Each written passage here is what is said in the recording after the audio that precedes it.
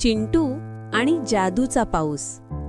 चिंटू नावाचा एक मुलगा होता ज्याला भाज्या खायला अजिबात आवडत नसे.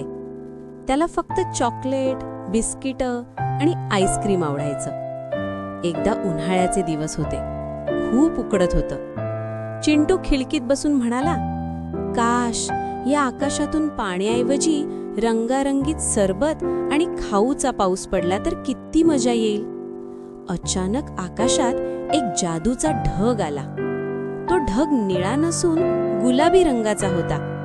अचानक टपटप पाऊस पडू लागला, पण तो साधा पाऊस नव्हता. जमिनीवर पडणारे थेंब स्ट्रॉबेरी सरबतासारखे गोड होते. बागेतल्या झाडांवरून पाणी नाही तर छोटी छोटी चॉकलेट्स पडू लागली. चिंटू आनंदाने वेडा झाला आणि त्याने खूप चॉकलेट्स खाल्ली. गोंधळ उडाला, पण थोड्या वेळाने गंमत संपली आणि अडचण सुरू झाली. सगळीकडे चॉकलेट्स आणल्यामुळे रस्ते चिकट झाले. मुंग्यांनी अख्ख्या घराला वेढा घातला. चिंटूचे दात दुखू लागले आणि त्याला खूप तहान लागली.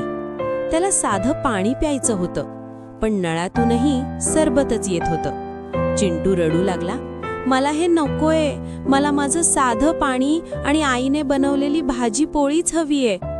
चिंटूने असं म्हणताच तो गुलाबी ढग गायब झाला आणि जोरात गारांचा पाऊस पडला. चिंटू शुद्धीवर आला. तेव्हा त्याला समजलं की तो एक स्वप्न पाहत होता.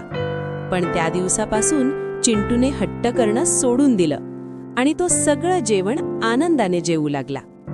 तात्पर्य, प्रत्येक गोष्ट मर्यादेतच चांगली असते आणि निसर्गाचे नियम बदलले तर आपलं नुकसानच होतं.